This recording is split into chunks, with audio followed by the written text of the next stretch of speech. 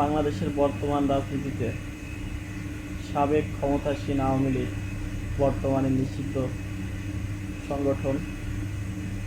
আওয়ামী লীগের প্রশ্নে বাংলাদেশের বাকি সব দল ঐক্যমত, তবে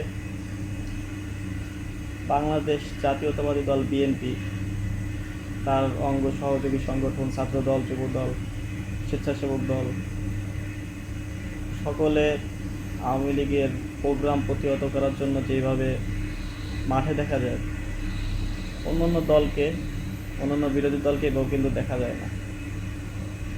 এগুলোর কারণ কি? তারা কি চায়? দুই নৌকায় পা দেয়া কি পলিটিক্স করা যায়?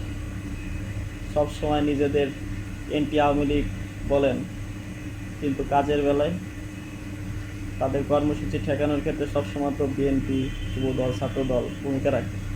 আপনাদের ভূমিকা কি?